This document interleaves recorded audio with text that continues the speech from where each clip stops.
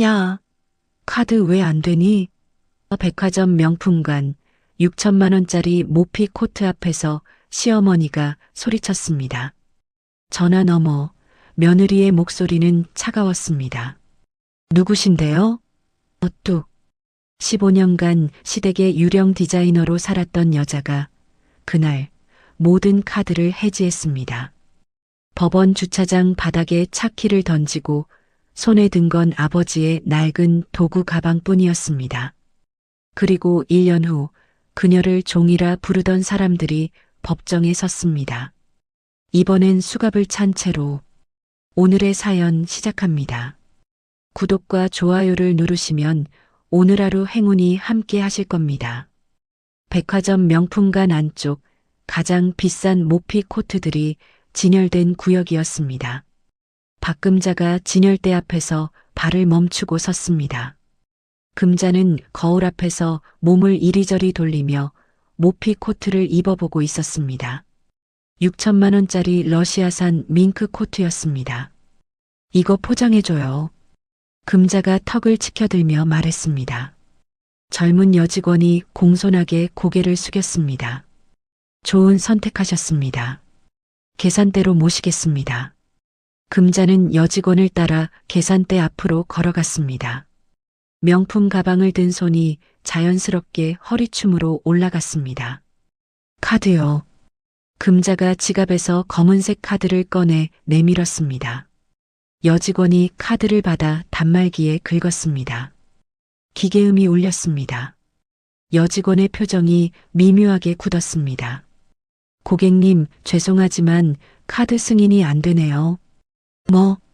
금자의 목소리가 높아졌습니다. 다시 해봐요. 기계 오류 아니에요? 네, 다시 한번 해보겠습니다. 여직원이 다시 카드를 긁었습니다. 똑같은 기계음이 울렸습니다. 승인이 거절되었습니다. 고객님.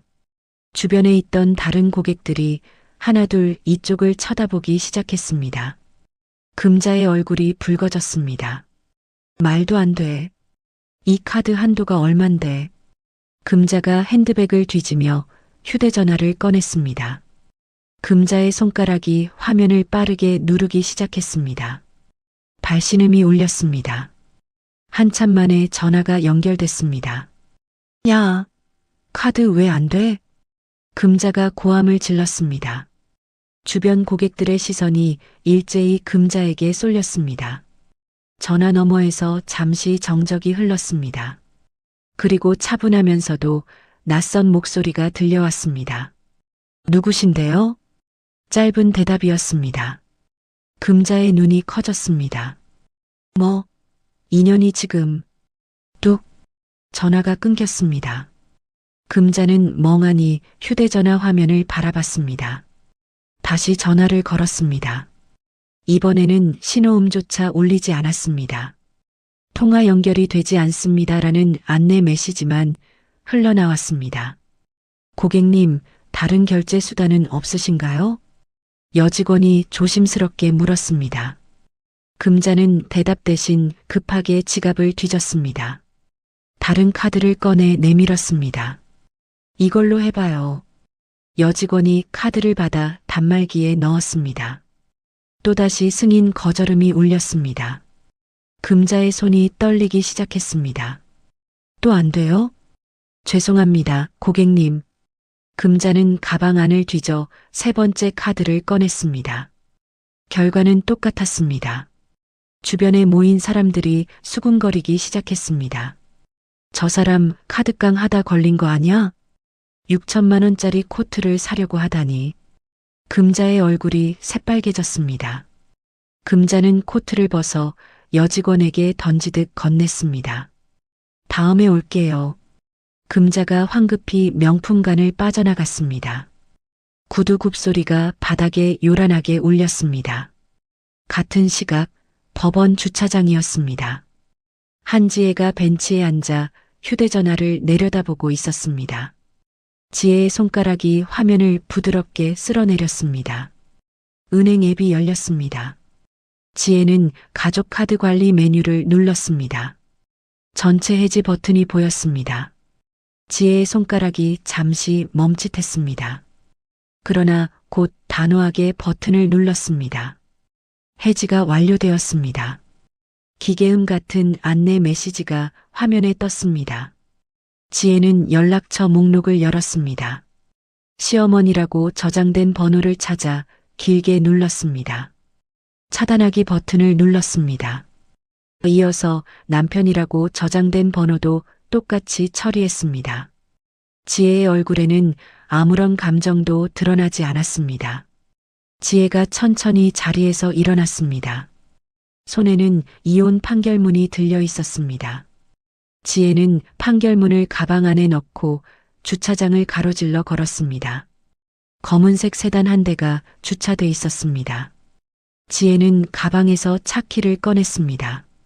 잠시 차키를 내려다보다가 지혜는 그것을 바닥에 내던졌습니다. 쨍그랑 금속 소리가 시멘트 바닥에 울렸습니다. 지혜가 주차장 출구 쪽으로 걸어갔습니다. 거기에는 작은 화물 트럭 한 대가 서 있었습니다. 운전석에 있던 중년 남자가 창문을 내리고 손을 흔들었습니다. 한지혜 씨 맞죠? 네, 제가 부른 트럭 맞나요? 네, 짐은 다 실었습니다. 지혜가 트럭 뒤쪽으로 돌아가 적재함을 확인했습니다. 낡은 가죽 가방 하나와 두꺼운 노트 몇 권이 전부였습니다. 15년을 살았던 집에서 가져온 것 치고는 너무 적었습니다. 지혜는 적재함 덮개를 닫고 조수석 문을 열었습니다. 출발하시죠. 기사가 시동을 걸었습니다. 트럭이 천천히 움직이기 시작했습니다. 지혜는 사이드 미러에 비친 법원 건물을 잠깐 바라봤습니다. 그리고 고개를 돌려 앞만 보았습니다. 어디로 모실까요? 고시원입니다. 주소 보내드릴게요. 지혜가 휴대전화를 꺼내 주소를 입력했습니다. 기사가 내비게이션을 확인하고 고개를 끄덕였습니다. 40분 정도 걸리겠네요. 천천히 가주세요. 트럭은 시내를 빠져나가 외곽도로로 접어들었습니다. 차창 밖으로 낮은 건물들이 스쳐 지나갔습니다. 지혜는 무릎 위에 올려놓은 가방을 쓰다듬었습니다. 가방 안에는 아버지가 쓰시던 목공 도구들이 들어 있었습니다. 지혜의 손끝이 가방의 낡은 가죽을 천천히 훑었습니다. 손님 다 왔습니다. 기사의 목소리에 지혜가 고개를 들었습니다. 낡은 건물 하나가 눈앞에 서 있었습니다. 3층짜리 회색 건물이었습니다. 외벽 페인트가 군데군데 벗겨져 있었습니다. 지혜가 트럭에서 내렸습니다. 기사가 적재함에서 짐을 내려주었습니다. 지혜는 도구 가방을 한 손에 들고 노트 뭉치를 다른 손에 안았습니다. 수고하셨습니다. 힘내세요. 기사가 짧게 인사하고 트럭에 올라탔습니다. 트럭이 떠나고 지혜는 혼자 건물 앞에 섰습니다. 지혜는 가방을 바닥에 내려놓고 건물 입구 쪽을 바라봤습니다. 낡은 유리문 너머로 좁은 계단이 보였습니다. 지혜가 가방을 다시 들어 올렸습니다. 그리고 건물 안으로 걸어 들어갔습니다. 문이 삐걱거리며 닫혔습니다. 복도에는 소독약 냄새가 희미하게 풍겼습니다. 지혜는 계단을 올라 2층으로 향했습니다. 좁은 복도 끝 2035라고 적힌 문 앞에서 지혜가 멈춰 섰습니다. 지혜가 주머니에서 열쇠를 꺼내 문을 열었습니다. 방문이 천천히 열렸습니다. 작은 방이었습니다. 창문 하나, 책상 하나, 좁은 침대 하나가 전부였습니다. 지혜는 가방을 바닥에 내려놓고 창가로 걸어갔습니다. 창문을 열었습니다. 바람이 들어왔습니다. 지혜는 창밖을 내다봤습니다. 회색 건물들 사이로 저녁 하늘이 보였습니다. 지혜가 침대에 앉았습니다. 그리고 무릎 위에 손을 올려놓았습니다. 지혜의 손은 더 이상 떨리지 않았습니다. 지혜는 천천히 숨을 내쉬었습니다. 방 안은 조용했습니다. 지혜는 가만히 앉아 있었습니다. 15년 만에 찾아온 고요였습니다. 민호 가구 사무실, 김민호가 책상 앞에 앉아 서류를 넘기고 있었습니다. 문이 벌컥 열렸습니다. 공장장 김태수가 숨을 헐떡이며 들어왔습니다. 사장님, 큰일 났습니다. 민호가 서류에서 눈을 떼지 않고 대답했습니다. 뭔데 그래? 호텔 측에서 연락 왔는데요. 디자인 수정 요청서를 보냈다고 합니다. 수정? 뭘 수정해? 태수가 민호 책상 앞으로 다가왔습니다. 침대 헤드 부분 곡선이 도면이랑 다르다고 합니다. 샘플 받아보니까 각도가 틀렸대요. 민호의 손이 멈췄습니다. 도면대로 만들었잖아. 그게 도면 자체가 잘못된 것 같습니다. 뭐? 민호가 벌떡 일어났습니다. 도면을 누가 그렸는데? 태수가 난처한 표정으로 입을 열었습니다. 그게 전에는 사모님이 다 확인하셨잖습니까? 민호의 얼굴이 굳었습니다. 민호는 아무 말 없이 공장으로 향했습니다. 태수가 뒤따라 걸었습니다. 공장 안 작업대 위에 침대 헤드 샘플이 놓여 있었습니다. 민호가 샘플을 손으로 쓰다듬었습니다. 곡선이 어색했습니다. 민호는 옆에 펼쳐진 도면을 집어들었습니다. 숫자들이 빼곡하게 적혀 있었지만 민호는 어디가 잘못됐는지 알 수 없었습니다. 이거 다시 그릴 수 있어? 민호가 태수를 돌아보며 물었습니다. 저도 설계는 잘 모릅니다. 사모님이 항상 하셨던 일이라. 그럼 직원 중에 할 수 있는 사람 없어? 태수가 고개를 저었습니다. 다들 제작만 했지 설계는 사모님 혼자 다 했습니다. 민호가 도면을 작업대 위에 내던졌습니다. 외주 디자이너 알아봐. 당장. 네, 사장님. 태수가 황급히 공장을 나갔습니다. 민호는 혼자 작업대 앞에 섰습니다. 민호의 시선이 공장 구석에 놓인 빈 책상으로 향했습니다. 지혜가 늘 앉아있던 자리였습니다. 책상 위는 텅 비어 있었습니다. 사흘 후 민호 가구 회의실이었습니다. 민호와 금자가 나란히 앉아 있었습니다. 맞은편에는 젊은 남자가 노트북을 펼쳐놓고 있었습니다. 저는 홍익대 가구 디자인과 출신 정우성입니다. 우성이 명함을 내밀었습니다. 민호가 명함을 받아 대충 훑어봤습니다. 경력이 얼마나 돼요? 3년 정도 됩니다. 금자가 팔짱을 끼며 끼어들었습니다. 3년이면 짧은데. 하지만 호텔 프로젝트 경험은 많습니다. 우성이 노트북 화면을 돌려 보여주었습니다. 몇 개의 디자인 샘플이 보였습니다. 우리 건 언제까지 해줄 수 있어요? 민호가 물었습니다. 일주일이면 수정안 드릴 수 있습니다. 일주일? 너무 오래 걸리는데. 금자가 인상을 찌푸렸습니다. 저희가 원하는 건 사흘 안에 끝내는 거예요. 우성의 표정이 난처해졌습니다. 사흘은 좀. 그럼 됐어요. 금자가 손을 내저었습니다. 우성이 당황한 표정으로 민호를 바라봤습니다. 아니, 어머니. 민호가 금자를 말렸습니다. 일주일이면 일주일이지. 우선 계약서부터 쓰자고. 우성이 안도의 한숨을 내쉬었습니다.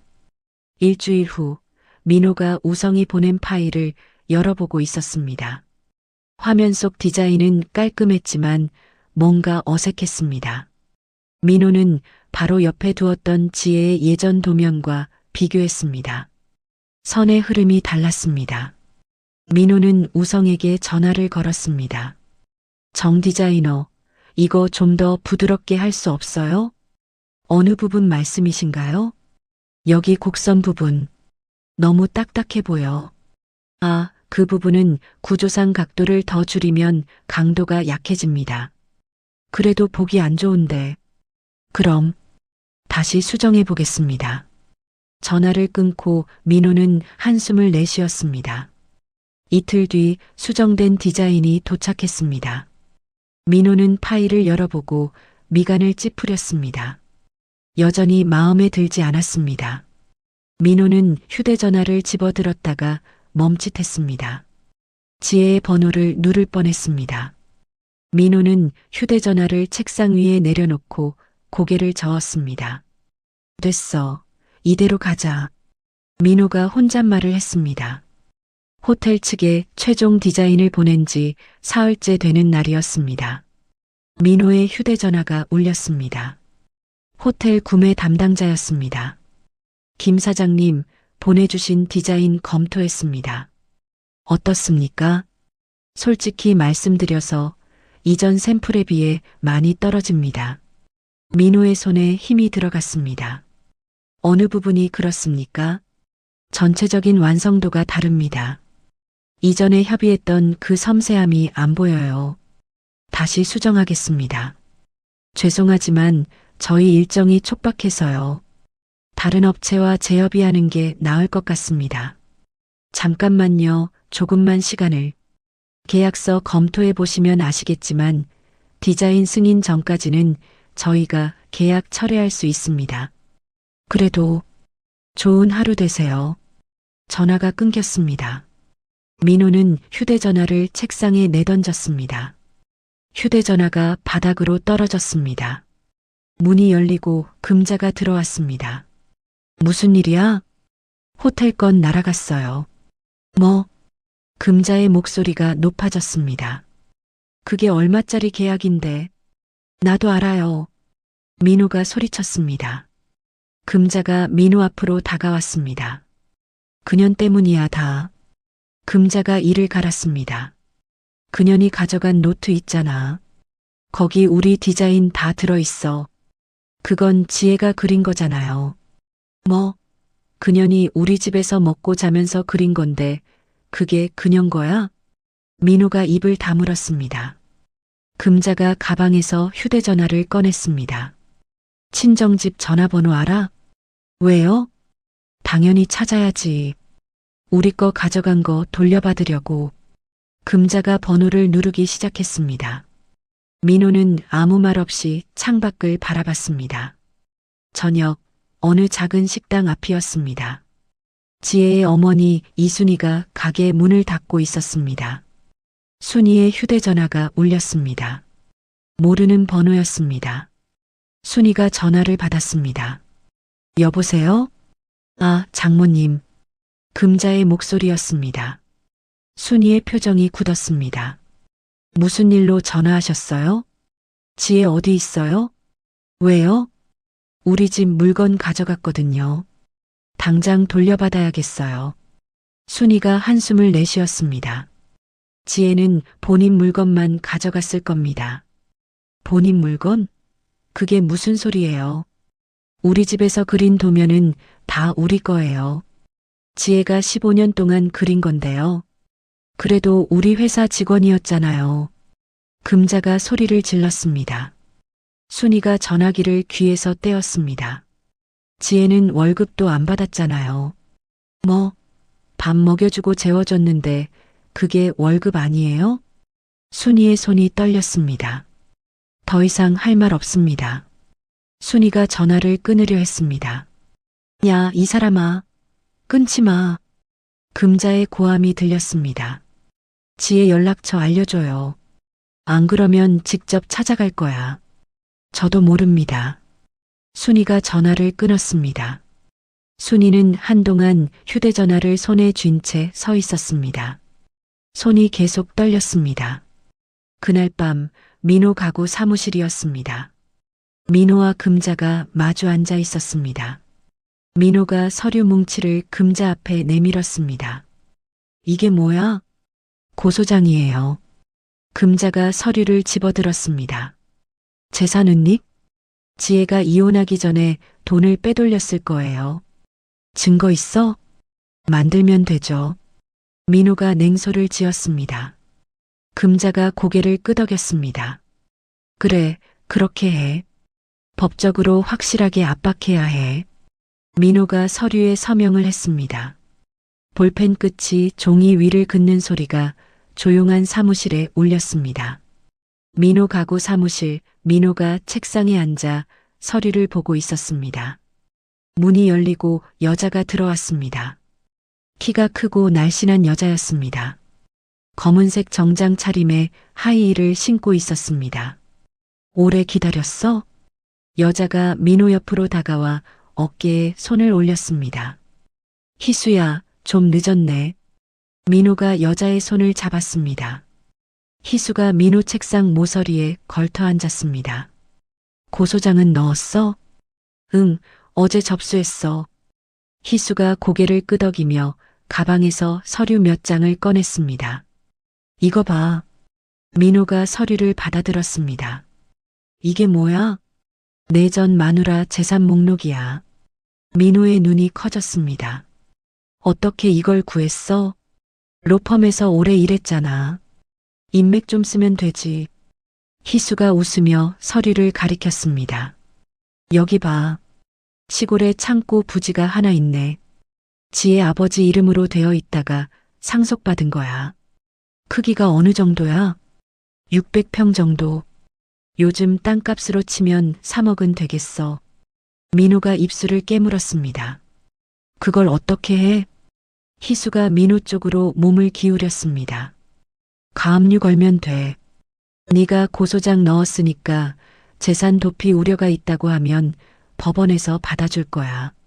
진짜? 나 믿어. 희수가 민호의 턱을 손으로 쓰다듬었습니다. 통장도 묶어버릴 수 있어. 그럼 지혜는 돈 한 푼 못 쓰게 되지. 민호가 희수를 올려다봤습니다. 그렇게까지 해야 돼? 당연하지. 그년이 순순히 디자인 노트 돌려줄 것 같아? 민호가 잠시 망설이다가 고개를 끄덕였습니다. 알았어. 네가 알아서 해줘. 희수가 만족스러운 표정으로 일어났습니다. 내일부터 움직일게. 희수가 가방을 들고 사무실을 나갔습니다. 하이힐 소리가 복도에 울렸습니다. 사흘 후 지혜가 은행 앞에 서 있었습니다. 지혜는 현금 인출기 앞으로 걸어갔습니다. 카드를 넣고 비밀번호를 눌렀습니다. 화면에 빨간 글씨가 떴습니다. 거래가 제한된 계좌입니다. 지혜가 다시 비밀번호를 눌렀습니다. 똑같은 메시지가 나타났습니다. 지혜는 카드를 빼내 창구로 향했습니다. 손님, 무엇을 도와드릴까요? 직원이 밝게 웃으며 물었습니다. 제 계좌에서 돈을 못 찾겠어요. 지혜가 카드를 내밀었습니다.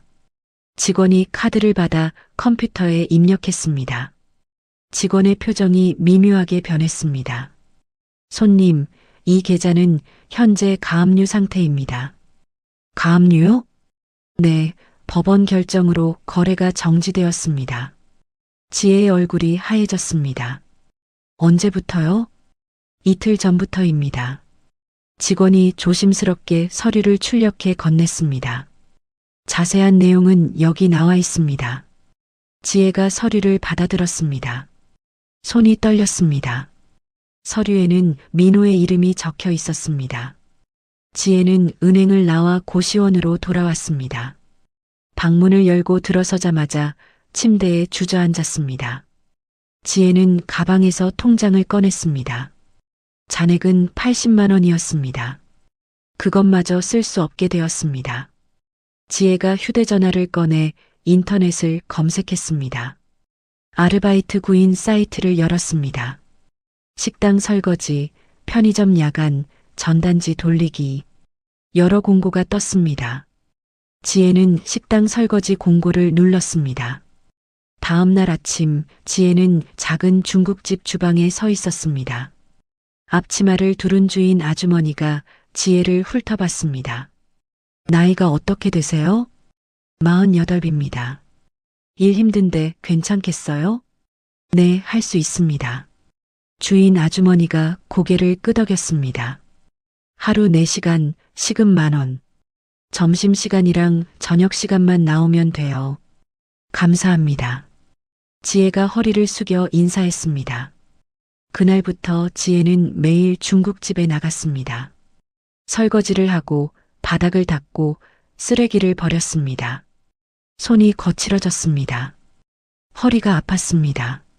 하지만 지혜는 불평하지 않았습니다. 일주일이 지난 어느 날 저녁이었습니다. 지혜가 고시원으로 돌아오는데 건물 앞에 사람들이 모여 있었습니다. 지혜가 가까이 다가가자 사람들이 수군거렸습니다. 저 사람이에요. 진짜 저 사람이 그랬대요? 지혜가 건물 입구를 보니 전단지가 붙어 있었습니다. 지혜는 전단지를 떼어 읽었습니다. 가정 파괴범 한지혜를 조심하세요. 남의 집 재산을 훔쳐 달아난 절도범입니다. 지혜의 손이 떨렸습니다. 전단지 아래쪽에는 지혜의 사진까지 붙어 있었습니다. 저기요. 지혜가 주변 사람들을 돌아보며 말했습니다. 이건 사실이 아닙니다. 하지만 사람들은 지혜를 피해 물러섰습니다. 지혜는 건물 안으로 들어갔습니다. 복도 곳곳에도 똑같은 전단지가 붙어 있었습니다. 지혜는 전단지를 하나씩 떼어냈습니다. 2층에 올라가자 고시원 관리인이 기다리고 있었습니다. 한지혜 씨. 네. 다른 입주자들이 불편해합니다. 관리인이 팔짱을 끼며 말했습니다. 저는 아무 잘못 없어요. 잘못이 있든 없든 민원이 들어왔어요. 나가주셔야겠습니다. 제가 낸 보증금은요? 규정상 한 달 전에 통보해야 돌려드릴 수 있습니다. 지혜가 입술을 깨물었습니다. 일주일만 더 있으면 안 될까요? 안 됩니다. 당장 오늘 나가주세요. 관리인이 돌아섰습니다. 지혜는 방문을 열고 들어갔습니다. 지혜는 가방에 옷가지를 넣기 시작했습니다. 아버지의 도구 가방도 챙겼습니다. 디자인 노트들도 안았습니다. 짐은 그게 전부였습니다. 밖에서 빗방울이 떨어지기 시작했습니다. 지혜는 창문을 닫고 방을 나섰습니다. 건물 밖으로 나오자 비가 거세게 내리고 있었습니다. 지혜는 우산이 없었습니다. 지혜는 가방을 가슴에 꼭 안고 걷기 시작했습니다. 빗물이 옷을 적셨습니다. 머리카락에서 물이 흘러내렸습니다.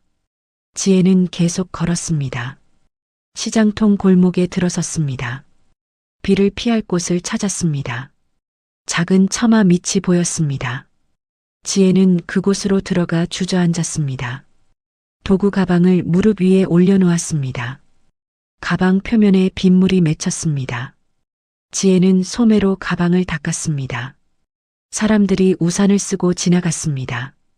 아무도 지혜를 돌아보지 않았습니다. 지혜는 무릎을 끌어안고 앉아 있었습니다.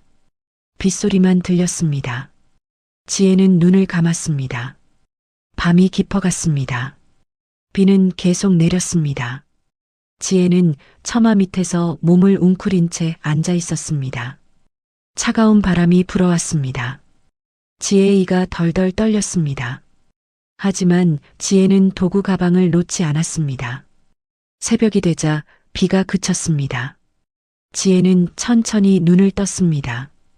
온몸이 젖어 있었습니다. 옷이 무거웠습니다. 지혜는 가방을 들고 일어섰습니다.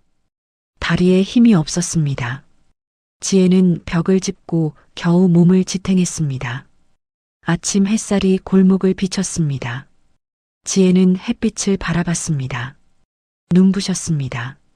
지혜는 다시 걷기 시작했습니다. 발걸음이 느렸습니다. 하지만 멈추지 않았습니다. 시장 입구 쪽이었습니다. 지혜가 천천히 걸어가고 있었습니다. 앞에서 노인 한 분이 커다란 수레를 끌고 있었습니다. 수레에는 폐지 뭉치들이 가득 실려 있었습니다. 노인이 비탈진 길에서 수레를 끌다가 비틀거렸습니다. 폐지 뭉치 하나가 바닥으로 떨어졌습니다. 지혜가 다가가 폐지를 주워들었습니다. 괜찮으세요? 지혜가 노인에게 물었습니다. 노인이 고개를 들어 지혜를 바라봤습니다. 70대로 보이는 노인이었습니다. 고맙소.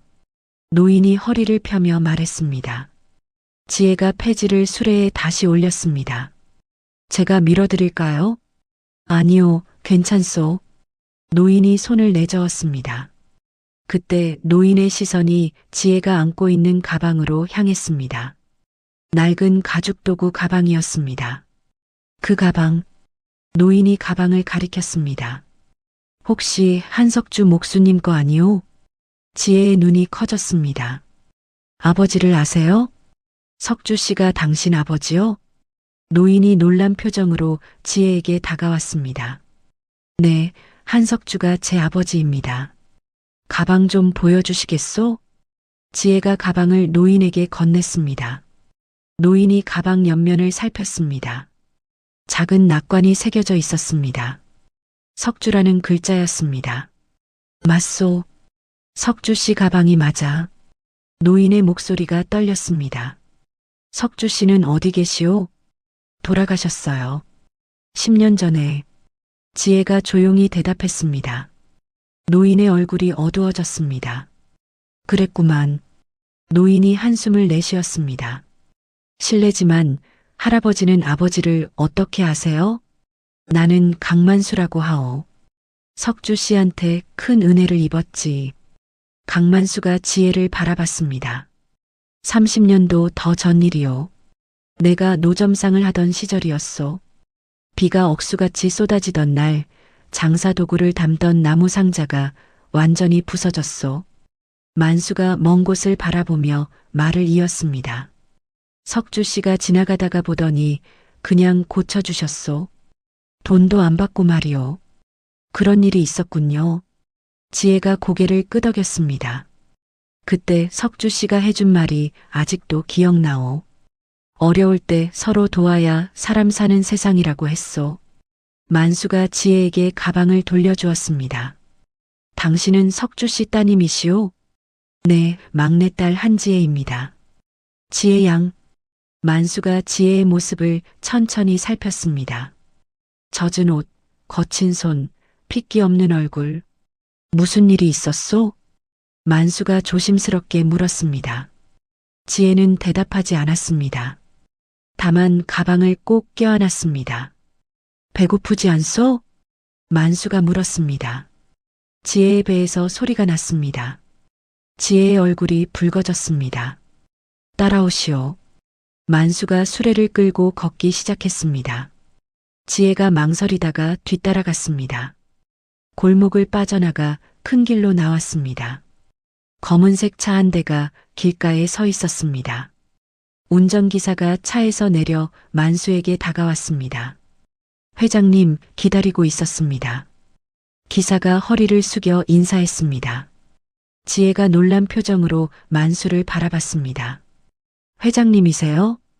그냥 만수라고 부르시오. 나는 일주일에 한 번씩 이렇게 거리로 나오. 초심을 잃지 않으려고 말이오. 만수가 차 문을 열며 지혜에게 손짓했습니다. 타시오. 밥부터 먹고 이야기합시다. 지혜가 차에 올랐습니다. 만수도 옆자리에 앉았습니다. 차가 출발했습니다. 1시간쯤 달렸을까요? 차가 한적한 시골길로 들어섰습니다. 앞쪽에 큰 저택이 보였습니다. 담장 너머로 정원이 펼쳐져 있었습니다. 여기가 어디예요? 지혜가 물었습니다. 내 별장이요. 가끔 이곳에 와서 쉬곤 하지. 차가 저택 앞에 멈췄습니다. 두 사람이 차에서 내렸습니다. 집사가 현관에서 기다리고 있었습니다. 손님 방을 준비해 주시오. 그리고 따뜻한 물과 옷까지도요. 만수가 집사에게 지시했습니다. 알겠습니다, 회장님. 집사가 지혜를 2층으로 안내했습니다. 넓은 방이었습니다. 욕실에서 따뜻한 물이 준비되어 있었습니다. 천천히 씻으세요. 옷은 침대 위에 놓아두겠습니다. 집사가 나갔습니다. 지혜는 욕실로 들어가 옷을 벗었습니다. 따뜻한 물이 온몸을 감쌌습니다. 지혜는 한참 동안 물속에 있었습니다. 욕실에서 나와 침대 위에 놓인 옷을 입었습니다. 깨끗한 면 원피스였습니다. 지혜는 거울을 보았습니다. 낯선 자신이 보였습니다. 아래층으로 내려갔습니다. 만수가 식당에서 기다리고 있었습니다. 식탁 위에 음식이 차려져 있었습니다. 앉으시오. 만수가 의자를 권했습니다. 지혜가 앉았습니다. 드시오. 지혜는 숟가락을 들었습니다. 첫 숟가락을 뜨는데 눈물이 났습니다. 지혜는 고개를 숙이고 밥을 먹었습니다. 식사를 마치고 만수가 지혜를 서재로 안내했습니다. 만수는 책장 뒤에 숨겨진 금고를 열었습니다. 안에서 낡은 열쇠 하나를 꺼냈습니다. 이게 뭐예요? 지혜가 물었습니다.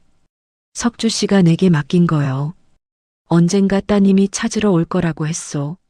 만수가 열쇠를 지혜 손에 올려놓았습니다. 아버지가요? 그래요. 석주 씨는 당신을 많이 걱정했소. 당신이 재능이 있지만 세상이 그걸 알아주지 않을까봐 두려워했지. 지혜의 손이 떨렸습니다. 내일 아침에 그곳으로 가봅시다. 만수가 말했습니다. 다음 날 아침 지혜와 만수는 차를 타고 시골로 향했습니다. 2시간쯤 달려 작은 마을에 도착했습니다. 차가 낡은 창고 앞에 멈췄습니다. 큰 창고였습니다. 녹슨 자물쇠가 문에 걸려 있었습니다. 지혜가 열쇠를 꺼내 자물쇠에 넣었습니다. 찰칵! 자물쇠가 열렸습니다. 지혜가 무거운 문을 밀었습니다. 문이 천천히 열렸습니다. 창고 안이 보였습니다. 지혜는 숨이 멎었습니다. 거대한 원목들이 가지런히 쌓여 있었습니다. 벽면을 따라 선반이 설치되어 있었고 그 위에 여러 목재들이 놓여 있었습니다.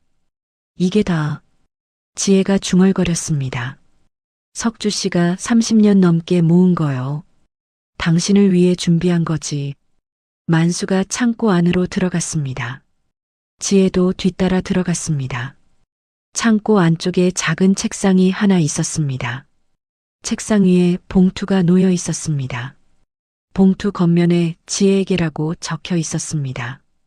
지혜가 봉투를 집어들었습니다. 손이 떨렸습니다. 봉투를 열었습니다. 편지가 들어 있었습니다. 지혜야, 이 편지를 읽고 있다면 아빠는 이미 세상에 없을 거다. 아빠가 미안하구나. 살아생전에 내게 이 창고를 보여주지 못해서. 하지만 아빠는 네가 언젠가 이곳을 찾을 거라고 믿었어. 이 나무들은 모두 내 것이다. 내 재능은 누구의 것도 아닌 너의 것이란다. 잊지 마라. 사랑한다. 우리 딸. 편지를 읽는 지혜의 눈에서 눈물이 흘렀습니다. 지혜는 편지를 가슴에 안았습니다. 고맙소, 석주 씨. 만수가 조용히 말했습니다. 만수는 지혜의 어깨를 가볍게 두드리고 창고 밖으로 나갔습니다. 지혜는 혼자 창고 안에 섰습니다. 원목들을 하나하나 손으로 쓰다듬었습니다. 나무결이 손끝에 느껴졌습니다. 지혜는 책상 서랍을 열었습니다. 안에 설계도 몇 장이 들어 있었습니다. 아버지의 필체로 그려진 도면이었습니다. 지혜가 아직 한 번도 본 적 없는 디자인이었습니다. 지혜는 도면을 펼쳐놓고 한참 들여다봤습니다. 아버지의 숨결이 느껴졌습니다.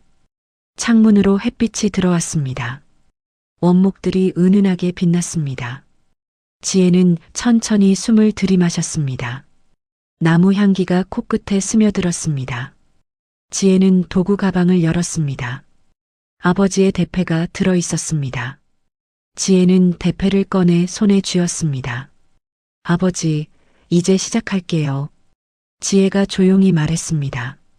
지혜의 눈빛이 달라졌습니다. 단단해졌습니다. 창고 밖에서 만수가 지혜를 바라보고 있었습니다. 만수는 조용히 미소 지었습니다. 6개월 후 서울 한복판에 위치한 고급 갤러리였습니다. 입구에 현수막이 걸려 있었습니다. 지혜, 새로운 시작이라는 글자가 적혀 있었습니다. 갤러리 안은 사람들로 가득했습니다. 기자들이 카메라를 들고 분주히 움직였습니다. 갤러리 중앙에 가구들이 전시되어 있었습니다. 한지혜가 흰색 정장을 입고 서 있었습니다. 머리를 단정하게 올린 모습이었습니다. 지혜의 옆에 강만수가 서 있었습니다. 긴장되시오? 만수가 조용히 물었습니다. 조금요.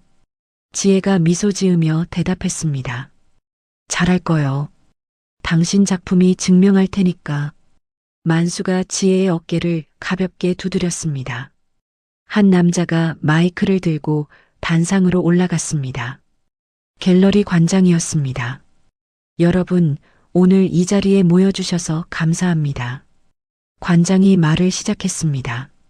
사람들이 조용해졌습니다. 오늘 소개할 디자이너는 한지혜 씨입니다. 그녀는 전통 목공 기법과 현대적 감각을 결합한 독창적인 작품을 선보입니다. 관장이 지혜를 향해 손을 내밀었습니다. 지혜가 단상으로 걸어 올라갔습니다. 박수 소리가 갤러리를 채웠습니다. 안녕하세요. 디자이너 한지혜입니다. 지혜가 마이크를 잡고 말했습니다. 목소리는 떨리지 않았습니다. 제 아버지는 평생 나무를 다루신 분이었습니다. 아버지는 나무에도 생명이 있다고 하셨어요. 그래서 저도 나무를 살려내는 디자인을 하고 싶었습니다. 지혜가 전시된 가구를 가리켰습니다.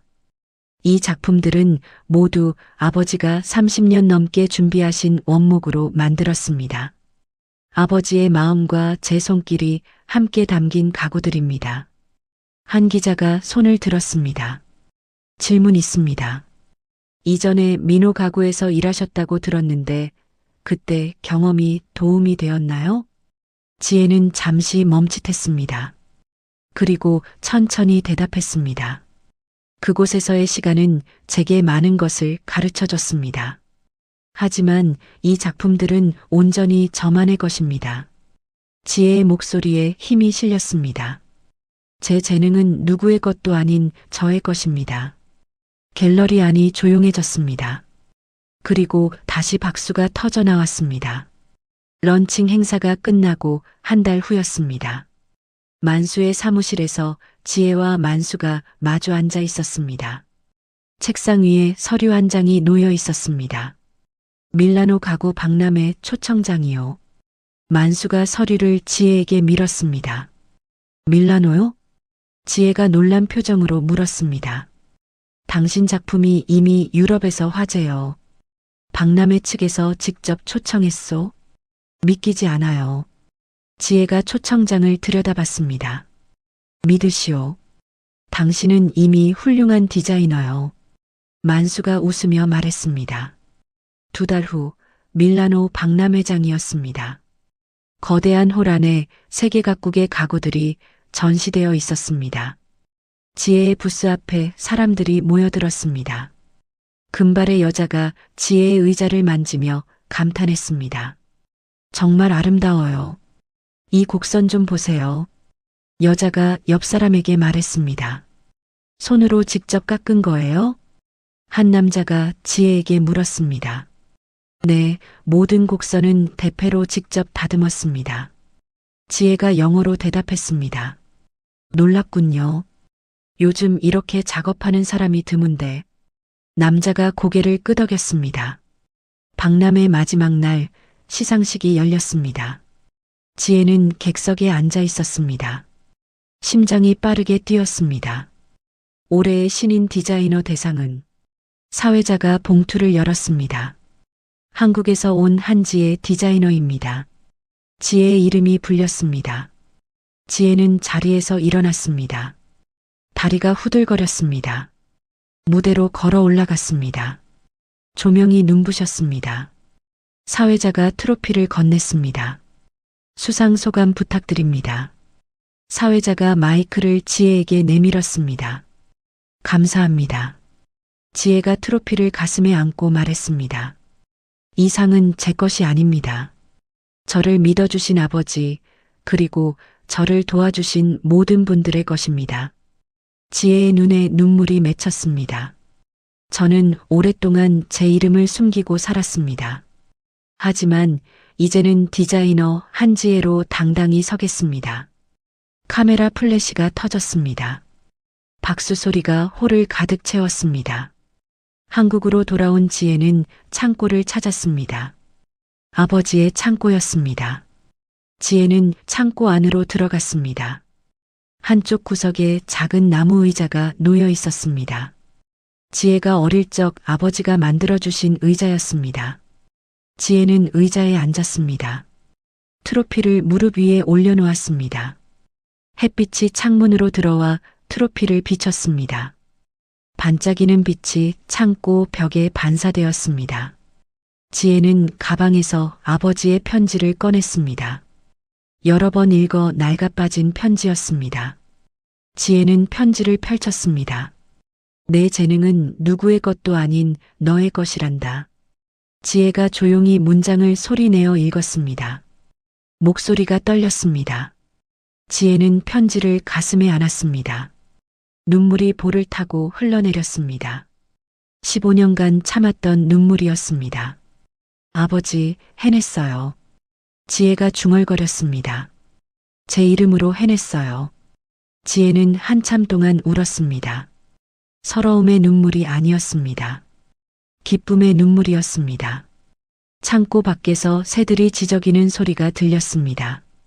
바람이 창문을 통해 들어왔습니다. 지혜의 머리카락이 흩날렸습니다. 지혜는 눈물을 닦고 일어났습니다. 창문 밖을 내다봤습니다. 푸른 하늘이 펼쳐져 있었습니다. 지혜는 트로피를 책상 위에 조심스럽게 올려놓았습니다. 그리고 아버지의 편지를 액자에 넣어 벽에 걸었습니다. 지혜는 대패를 손에 쥐고 작업대 앞에 섰습니다. 새로운 원목 한 조각을 올려놓았습니다. 이제 시작이에요, 아버지. 지혜가 말했습니다. 지혜의 손이 나무 위로 움직이기 시작했습니다. 대패 소리가 창고 안을 채웠습니다. 창문으로 들어오는 햇빛이 지혜를 비쳤습니다. 지혜의 얼굴에는 평온한 미소가 떠올라 있었습니다. 작업대 위에서 나무 조각들이 떨어졌습니다. 지혜의 손은 쉬지 않고 움직였습니다. 나무 향기가 공기를 채웠습니다. 지혜는 작업에 집중했습니다. 세상의 모든 소음이 사라졌습니다. 오직 나무와 지혜만 남았습니다. 시간이 흘렀습니다. 해가 서쪽으로 기울었습니다. 지혜는 여전히 작업대 앞에 서 있었습니다. 작업을 마친 지혜가 뒤로 물러서서 완성된 작품을 바라봤습니다. 작은 보석함이었습니다. 표면이 매끈하게 다듬어져 있었습니다. 지혜는 보석함을 손에 들었습니다. 무게가 적당했습니다. 지혜는 만족스러운 표정으로 고개를 끄덕였습니다. 창고 문을 열고 밖으로 나왔습니다. 저녁 노을이 하늘을 물들이고 있었습니다. 지혜는 하늘을 올려다봤습니다. 아버지도 보고 계시죠? 지혜가 하늘을 향해 물었습니다. 바람이 대답처럼 지나갔습니다. 지혜는 천천히 걸어 주차장으로 향했습니다. 만수가 선물한 작은 차가 서 있었습니다. 지혜는 차에 올라 시동을 걸었습니다.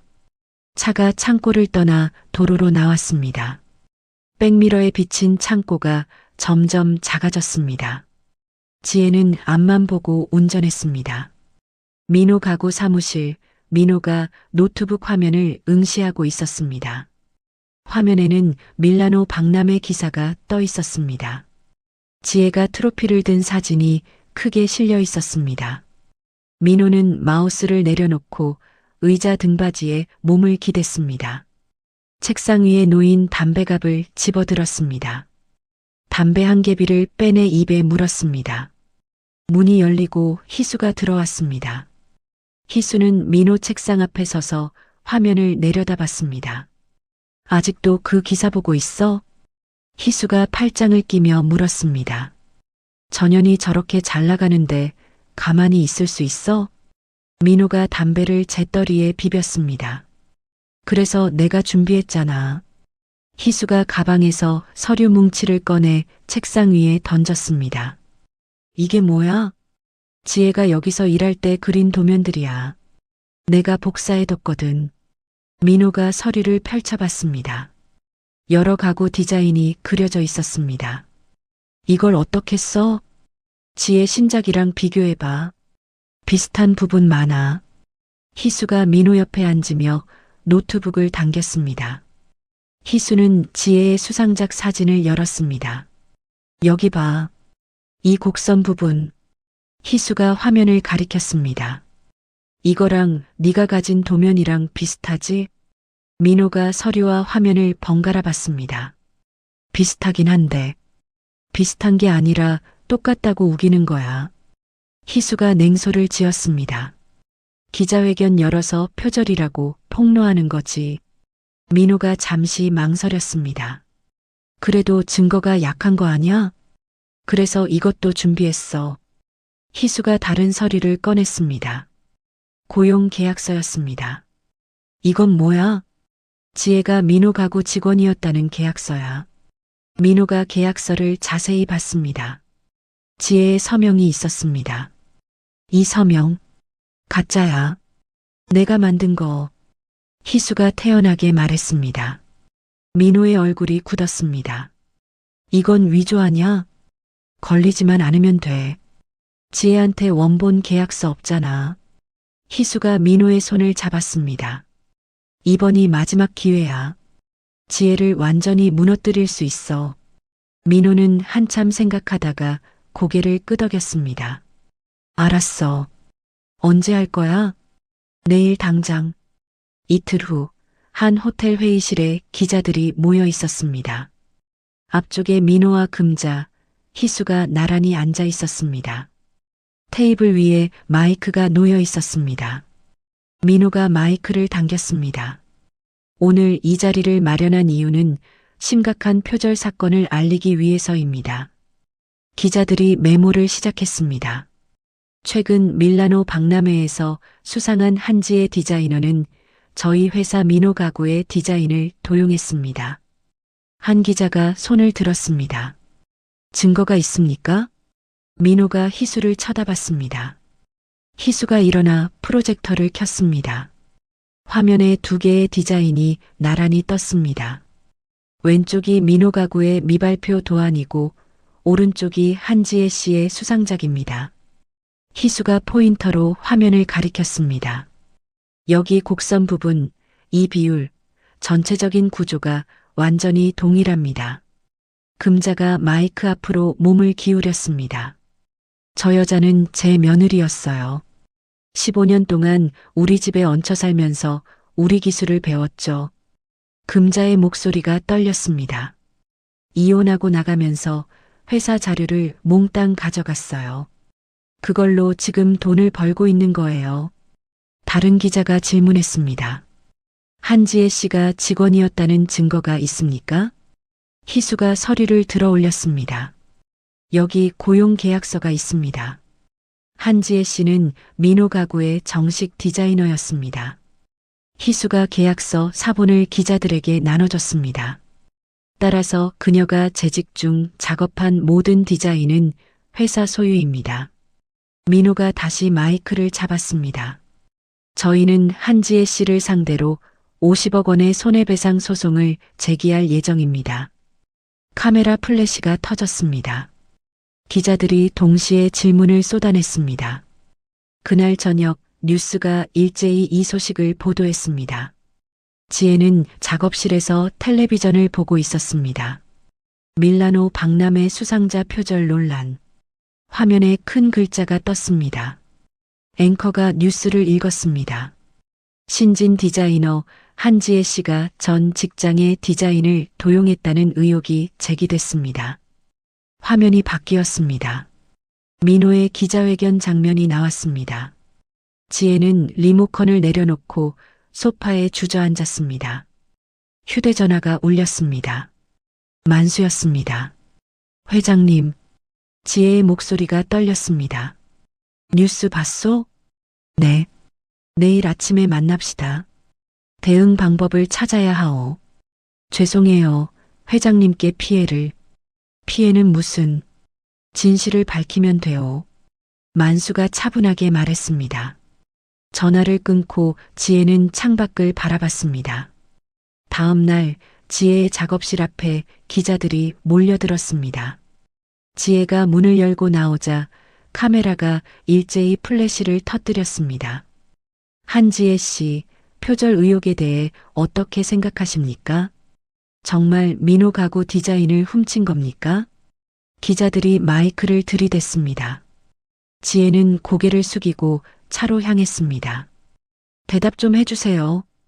기자들이 지혜를 둘러쌌습니다. 지혜는 간신히 차에 올라탔습니다. 인터넷에는 악플이 쏟아졌습니다. 지혜는 휴대전화로 기사 댓글을 읽었습니다. 역시 이혼녀는 믿을 게 못돼 남의 것 훔쳐서 상 받았네. 밀라노 박람회 망신이다. 지혜는 휴대전화를 내려놓았습니다. 손이 떨렸습니다. 일주일 후 만수의 사무실이었습니다. 만수와 지혜가 마주 앉아 있었습니다. 만수의 표정이 어두웠습니다. 호텔 측에서 계약을 취소했소. 만수가 서류를 지혜에게 건넸습니다. 그뿐이 아니오. 백화점 입점도 보류됐소. 지혜가 입술을 깨물었습니다. 다 제 탓입니다. 아니요. 이건 음모요. 만수가 책상을 손으로 쳤습니다. 하지만 여론이 안 좋습니다. 투자자들이 불안해하고 있어요. 비서가 들어와 조심스럽게 말했습니다. 회장님, 이사회에서 연락 왔습니다. 한지의 프로젝트 투자 철회를 검토 중이랍니다. 만수의 얼굴이 굳었습니다. 알았네. 비서가 나갔습니다. 만수가 지혜를 바라봤습니다. 지혜 양, 포기하지 마시오. 하지만 이미 아직 끝난 게 아니오. 진실은 반드시 밝혀지는 법이오. 만수가 지혜의 손을 잡았습니다. 지혜는 작업실로 돌아왔습니다. 작업대 위에 미완성 가구가 놓여 있었습니다. 지혜는 가구를 만지작거렸습니다. 휴대전화가 다시 울렸습니다. 모르는 번호였습니다. 지혜가 전화를 받았습니다. 한지혜 씨죠? 저는 유럽 바이어입니다. 남자의 목소리였습니다. 네. 죄송하지만 저희 주문을 취소하려고 합니다. 왜요? 표절 논란 때문에 브랜드 이미지가. 지혜가 전화를 끊었습니다. 휴대전화를 책상 위에 내려놓았습니다. 지혜는 의자에 앉아 고개를 떨구었습니다. 어깨가 축 늘어졌습니다. 창문으로 비가 내리기 시작했습니다. 빗소리가 유리창을 두드렸습니다. 지혜는 눈을 감았습니다. 15년 전 시댁 작업실이 떠올랐습니다. 금자의 목소리가 귓가에 맴돌았습니다. 너는 우리 집 종이다. 지혜는 눈을 떴습니다. 주먹을 꽉 쥐었습니다. 아니야. 나는 디자이너 한지혜야. 지혜가 중얼거렸습니다. 하지만 목소리에는 힘이 없었습니다. 밤이 깊어갔습니다. 작업실에는 지혜 혼자 남아 있었습니다. 책상 위에 놓인 트로피가 어둠 속에서 희미하게 빛났습니다. 지혜는 트로피를 바라봤습니다. 눈물이 볼을 타고 흘러내렸습니다. 빗소리만 작업실을 채웠습니다. 지혜의 작업실, 새벽 2시였습니다. 지혜는 책상 앞에 앉아 오래된 사진들을 뒤지고 있었습니다. 시댁에서 찍은 사진들이었습니다. 지혜의 손가락이 한 장의 사진에서 멈췄습니다. 사진 속 작업실 벽에 낡은 벽시계가 걸려 있었습니다. 지혜는 사진을 자세히 들여다봤습니다. 그 벽시계는 지혜가 10년 전 직접 산 것이었습니다. 지혜는 자리에서 벌떡 일어났습니다. 옷장에서 외투를 꺼내 입었습니다. 차 키를 집어들고 작업실을 나섰습니다. 1시간 후 지혜는 민호 가구 공장 앞에 서 있었습니다. 공장은 어둠에 잠겨 있었습니다. 지혜는 담장을 따라 걸었습니다. 뒤편에 작은 창문이 보였습니다. 예전에 지혜가 작업하던 공간이었습니다. 지혜는 창문 아래 놓인 상자를 밟고 올라갔습니다. 창문을 밀자 잠기지 않은 채로 열렸습니다. 지혜는 조심스럽게 안으로 들어갔습니다. 휴대전화 손전등을 켰습니다. 작업실은 예전 그대로였습니다. 먼지만 쌓여 있을 뿐이었습니다. 지혜는 벽을 따라 손전등을 비췄습니다. 저 모퉁이에 벽시계가 걸려 있었습니다. 지혜가 벽시계 앞으로 다가갔습니다. 시계는 멈춰 있었습니다. 지혜는 시계를 벽에서 조심스럽게 떼어냈습니다. 뒷면을 확인했습니다. 작은 렌즈가 보였습니다. 지혜의 손이 떨렸습니다. 시계 뒷면을 열었습니다. 메모리 카드가 꽂혀 있었습니다. 지혜는 메모리 카드를 빼냈습니다. 주머니에 넣고 시계를 다시 제자리에 걸었습니다. 왔던 길로 조용히 빠져나왔습니다. 작업실로 돌아온 지혜는 노트북에 메모리 카드를 연결했습니다. 파일들이 화면에 나타났습니다. 지혜는 가장 오래된 파일을 열었습니다. 화면에 작업실 내부가 보였습니다. 지혜가 책상에 앉아 도면을 그리고 있었습니다.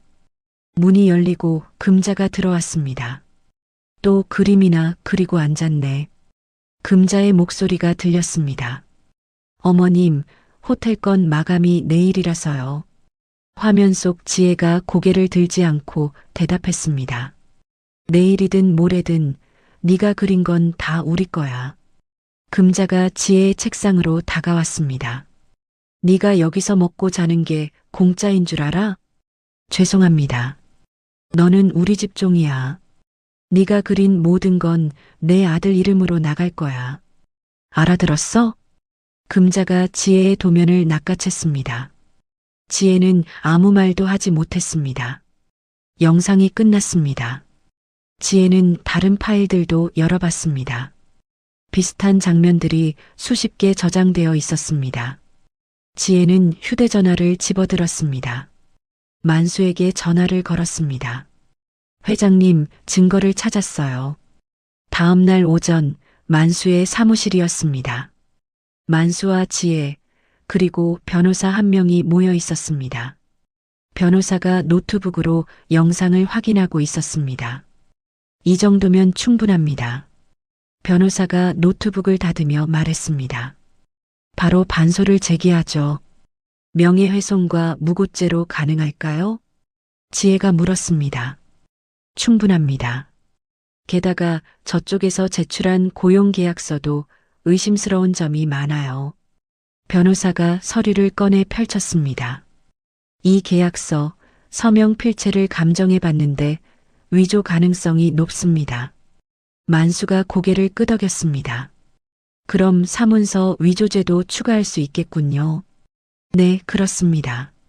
일주일 후 법정이었습니다. 방청석이 기자들로 가득 찼습니다. 지혜가 원고석에 앉았습니다. 건너편 피고석에는 민호와 희수, 금자가 앉아 있었습니다. 판사가 들어왔습니다. 모두가 일어났습니다. 착석하십시오. 판사가 말했습니다. 사람들이 자리에 앉았습니다. 원고 측 변호인, 증거 제출하십시오. 지혜의 변호사가 일어났습니다. 판사님, 먼저 영상 자료를 제출하겠습니다. 법정 스크린에 영상이 재생되었습니다. 금자가 지혜를 모욕하는 장면이 나왔습니다. 너는 우리 집 종이야. 금자의 목소리가 법정에 울렸습니다. 방청석이 술렁거렸습니다. 금자의 얼굴이 하얗게 질렸습니다. 민호는 고개를 숙였습니다. 이 영상은 원고가 피고들로부터 지속적으로 학대받았음을 보여줍니다. 변호사가 말을 이었습니다. 따라서 원고가 만든 디자인은 자발적인 노동의 결과가 아니라 강압에 의한 것입니다. 이에 있습니다. 희수의 변호사가 벌떡 일어났습니다. 원고는 정식 직원이었습니다. 고용계약서가 있습니다. 그 계약서 말씀이십니까? 지혜의 변호사가 서류를 들어 올렸습니다. 이 계약서는 위조된 것입니다. 필적 감정 결과를 제출합니다. 변호사가 감정서를 판사에게 건넸습니다. 판사가 서류를 읽었습니다. 피고 측, 이에 대해 반박하시겠습니까? 판사가 희수의 변호사를 바라봤습니다. 희수의 변호사는 말문이 막혔습니다. 또한 추가 증거를 제출하겠습니다. 지혜의 변호사가 서류 뭉치를 꺼냈습니다. 이것은 원고의 수상작에 사용된 원목의 나이테 분석 결과입니다. 변호사가 서류를 넘겼습니다. 이 나무는 60년 이상 자란 것으로 원고의 아버지께서 30년 전부터 보관하신 것입니다. 그게 무슨 의미입니까? 판사가 물었습니다. 피고 측이 주장하는 민호 가구는 설립된 지 20년밖에 안 됩니다. 따라서 이 나무를 보유할 수 없었습니다. 방청석에서 웅성거림이 일었습니다. 게다가 원고의 작품에 사용된 기법은 전통 대패질 방식입니다. 변호사가 사진을 제출했습니다. 이 기법은 손으로만 가능하며 민호 가구는 기계 작업만 해왔습니다. 민호가 의자에서 몸을 움찔했습니다. 이상의 증거들로 원고의 작품이 독창적이며 피고들의 주장은 거짓임을 입증합니다. 변호사가 자리에 앉았습니다. 법정이 조용해졌습니다. 판사가 망치를 들었습니다. 잠시 휴정하겠습니다. 판사가 퇴정했습니다. 복도에서 민호와 희수가 속삭이고 있었습니다. 어떻게 이거?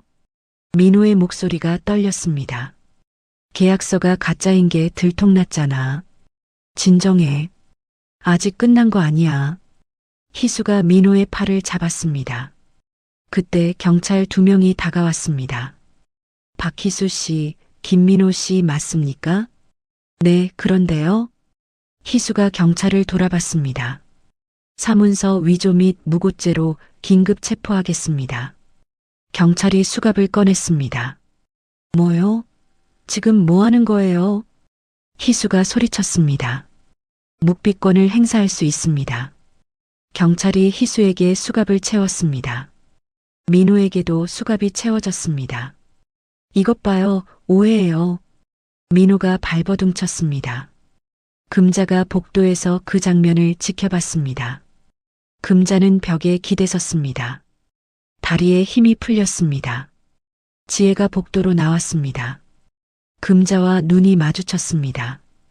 금자가 지혜에게 다가오려 했습니다. 지혜야. 지혜는 고개를 돌렸습니다. 만수와 함께 법정을 떠났습니다. 금자는 그 자리에 멈춰 섰습니다. 복도에 혼자 남았습니다. 경찰차가 민호와 희수를 태우고 떠났습니다. 기자들이 카메라를 들이댔습니다. 플래시가 터졌습니다. 지혜는 법원 밖으로 나왔습니다. 하늘을 올려다봤습니다. 구름 사이로 햇빛이 비쳤습니다. 끝났소. 만수가 옆에서 말했습니다. 네, 끝났어요. 지혜가 조용히 대답했습니다. 지혜의 얼굴에 평온한 표정이 떠올랐습니다. 기자들이 지혜에게 몰려들었습니다. 한지혜 씨, 소감 한 말씀 해주세요. 지혜가 기자들을 바라봤습니다. 진실은 언제나 이긴다는 걸 믿었습니다. 지혜가 또박또박 말했습니다. 제 재능은 누구의 것도 아닌 제 것입니다. 카메라 플래시가 터졌습니다. 지혜는 미소를 지었습니다. 그 미소는 어느 때보다 밝았습니다. 1년 후 동네 재래시장이었습니다. 박금자가 좁은 골목을 천천히 걸어가고 있었습니다. 예전의 명품 가방 대신 낡은 청가방을 들고 있었습니다. 금자는 과일 가게 앞에 멈춰 섰습니다.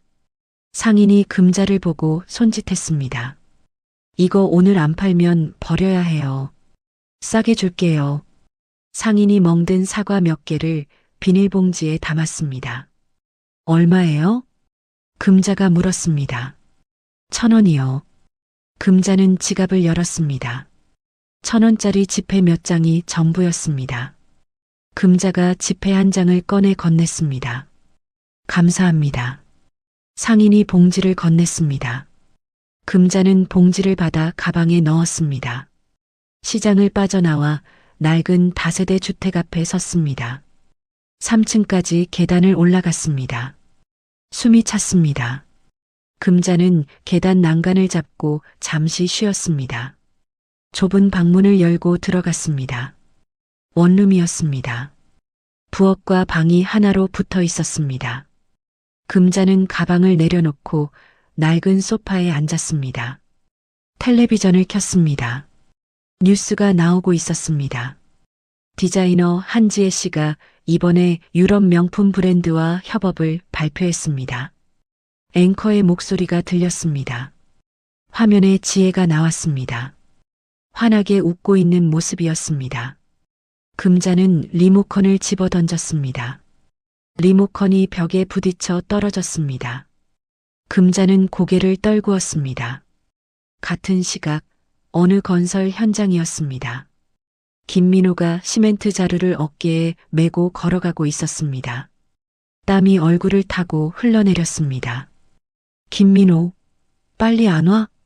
현장 감독이 소리쳤습니다. 네, 지금 갑니다. 민호가 뛰어갔습니다. 시멘트 자루를 내려놓았습니다. 허리를 펴며 숨을 헐떡였습니다. 점심시간이 되었습니다. 인부들이 그늘에 모여 앉았습니다. 민호도 구석에 자리를 잡았습니다. 도시락을 열었습니다. 밥과 김치가 전부였습니다. 민호는 젓가락을 들었습니다. 옆에 있던 인부가 신문을 펼쳤습니다. 신문 경제면에 지혜의 사진이 실려 있었습니다. 이 사람 대단하네. 이혼하고 완전히 성공했잖아. 인부가 신문을 두드리며 말했습니다. 민호는 고개를 돌렸습니다. 밥을 입에 넣었지만 넘어가지 않았습니다. 저녁, 민호는 고시원 방으로 돌아왔습니다. 샤워를 하고 침대에 누웠습니다. 천장을 바라봤습니다. 휴대전화를 꺼내 인터넷을 켰습니다. 지혜의 이름을 검색했습니다. 수많은 기사가 나왔습니다. 민호는 기사를 하나씩 읽었습니다. 눈가가 붉어졌습니다. 휴대전화를 가슴에 올려놓았습니다. 미안해, 지혜야. 민호가 중얼거렸습니다. 목소리가 떨렸습니다. 하지만 대답은 없었습니다. 방은 조용했습니다. 그날 밤 민호의 휴대전화가 울렸습니다. 모르는 번호였습니다. 민호가 전화를 받았습니다. 김민호 씨 맞습니까? 남자의 목소리였습니다. 네, 그런데요. 빚 갚을 생각 있으세요? 이자가 계속 불어나고 있는데요. 민호는 전화를 끊었습니다. 휴대전화를 침대 옆에 내려놓았습니다. 민호는 눈을 감았습니다. 하지만 잠이 오지 않았습니다. 2년 후 시골 마을이었습니다. 넓은 부지에 새로운 건물이 들어서 있었습니다. 나무로 지은 2층 건물이었습니다. 입구에 간판이 걸려 있었습니다. 지혜공방학교. 건물 앞 정원에서 지혜가 나무 테이블을 닦고 있었습니다. 뒤에서 젊은 여자가 다가왔습니다. 한지선이었습니다. 엄마, 차 끓였어요. 지선이 쟁반을 들고 왔습니다. 쟁반 위에 찻잔 2개가 놓여 있었습니다. 고마워, 지선아. 지혜가 테이블을 다 닦고 천을 내려놓았습니다. 두 사람은 테이블에 마주 앉았습니다. 지선이 찻잔을 지혜 앞에 놓았습니다. 지혜가 찻잔을 들어 향을 맡았습니다. 오늘 새 학생들 오죠? 지선이 물었습니다. 응, 5명이 온대. 많이 늘었네요. 지선이 웃으며 말했습니다. 다들 진심으로 배우고 싶어하는 사람들이야. 지혜가 차를 한 모금 마셨습니다. 정원 입구로 사람들이 들어왔습니다. 젊은이들이었습니다. 공방학교 학생들이었습니다. 선생님, 안녕하세요. 학생들이 인사했습니다. 어서 와요. 오늘은 대패질 배울 거예요. 지혜가 일어서며 말했습니다. 학생들이 공방 안으로 들어갔습니다. 지혜도 뒤따라 들어갔습니다. 공방 안 학생들이 작업대 앞에 섰습니다. 지혜가 대패를 들어 보였습니다. 대패는 힘으로 하는 게 아니에요. 나무의 결을 읽어야 해요. 지혜가 나무 위에 대패를 올렸습니다. 부드럽게 밀었습니다. 나무 조각이 얇게 말려 나왔습니다. 와! 학생들이 감탄했습니다. 자, 한 번씩 해봐요. 지혜가 학생들에게 대패를 나눠줬습니다. 저녁이 되었습니다.